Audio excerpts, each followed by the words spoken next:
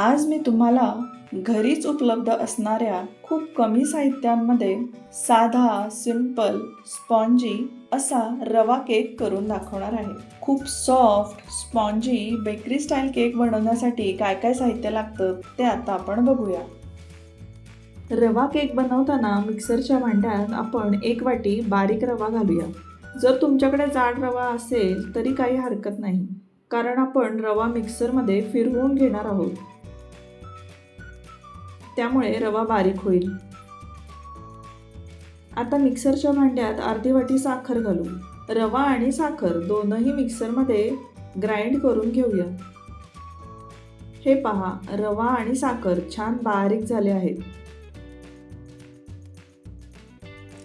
आता यामध्ये आपण 1/4 कप म्हणजेच पाव कप तेल घालूया. रवा, साखर आणि तेल या सगळ्या साहित्यासाठी एकसारखीच वाटी आपण वापरूया, म्हणजे केकचं प्रमाण अगदी व्यवस्थित होईल. तुम्ही तुमच्या आवडीप्रमाणे लहान किंवा मोठी वाटी घ्या. आपण जे खातो ते कोणतंही तेल तुम्ही वापरलं तरी चालेल. ज्या तेलाला उग्र वास येतो अशी तेलं आपण वापरायची नाही आहेत. आता यामध्ये अर्धा कप ताजं दही घालूया. अर्धा कप दूध घालू. दूध मी इथं जे वापरलेलं आहे ते आधी तापवून घेतलेलं आहे आणि ते नॉर्मल रूम टेम्परेचरवर आहे. आता यामध्ये 2 ते 3 थेंब व्हॅनिला एसेन्स घालू. जर तुमच्याकडे व्हॅनिला एसेन्स नसेल तर त्याच्याऐवजी तुम्ही छोटा अर्धा चमचा वेलची पूड घातली तरीही चालेल. सर्व साहित्य आता मिक्सरमध्ये फिरवून घेऊ, म्हणजे सगळं व्यवस्थित मिक्स होईल. हे पहा, मिक्सरमध्ये फिरवल्यावर सगळं साहित्य छान एकजीव झालेलं आहे. केकचं मिश्रण बाउलमध्ये काढूया. जर आपण लगेचच केक बेकिंगला ठेवला तर केक हा कडक बनतो, म्हणून आपण 15 मिनिट केकचं मिश्रण हे झाकण बंद करून रेस्टला ठेवूया. केकचं मिश्रण 15 मिनिट रेस्टला ठेवलं आहे. इथं मी कुकरमध्ये केक बनवणार आहे, तर कुकरमध्ये जे भांडं व्यवस्थित बसतं त्याला आपण तेलाने किंवा तुपाने ग्रीस करून घेऊ आणि त्याच्यावरती असा बरोबर बटर पेपर लावू. बटर पेपर लावलं की केक अजिबात चिकटत नाही आणि इझिली डिमोल्ड होतो. कुकर आता आपण प्रीहीट करायला ठेवूया. कुकरची शिट्टी काढलेली आहे आणि मीडियम फ्लेमवर कुकर 7 ते 8 मिनिट प्रीहीट करायला ठेवूया. 15 मिनिट झालेले आहेत. केकचं मिश्रण आपण रेस्टला ठेवलं होतं. हे पहा, मिश्रण असं रिबिनसारखं इझिली पडायला हवं आहे.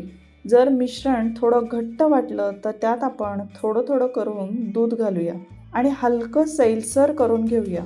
मिश्रण खूप दाट आणि खूप पातळ पण व्हायला नको.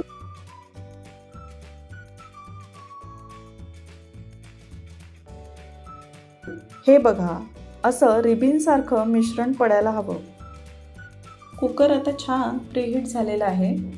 आता सगळ्यात शेवटी आपण केकच्या मिश्रणामध्ये 1 पॅकेट फ्रूट सॉल्ट घालूया. 1 पॅकेटमध्ये 1 चमचा एवढा फ्रूट सॉल्ट असतो.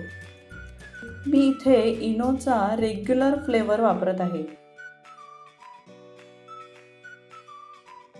आता यावर आपण 2 चमचे दूध घालू.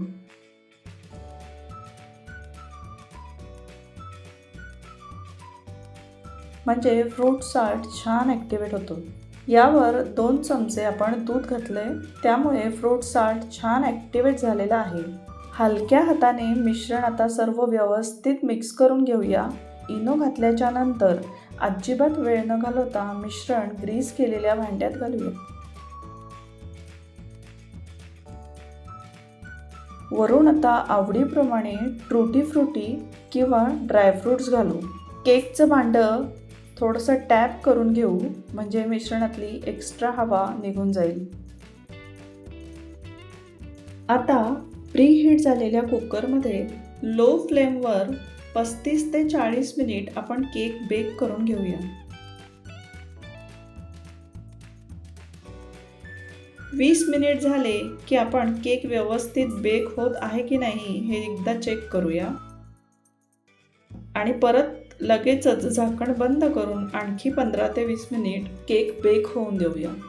आता 35 मिनिटांनंतर पुन्हा एकदा सुरी किंवा टूथपिकने आपण केक व्यवस्थित शिजला आहे का नाही हे चेक करूया. केक अजिबात चिकटत नाही आहे. आता आपण गॅस बंद करूया. केक छान थंड झालेला आहे. केक आता आपण डिमोल्ड करूया. बटर पेपर वापरल्यामुळे खूप इझिली केक डिमोल्ड होतो.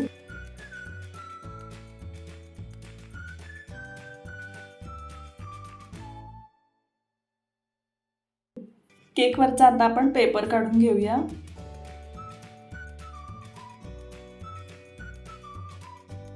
असा रवा केक तुम्ही चहासोबत खाऊ शकता. लहान मुलांना स्नॅक्स म्हणून टिफिनमध्ये पण देऊ शकता आणि अतिशय हेल्दी आणि टेस्टी आहे. आता आपण कट करून पाहूया.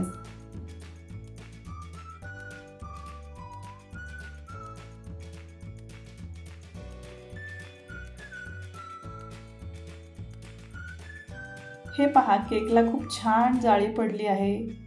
खूप सॉफ्ट आणि स्पॉन्जी असा आपला रवा केक झालेला आहे.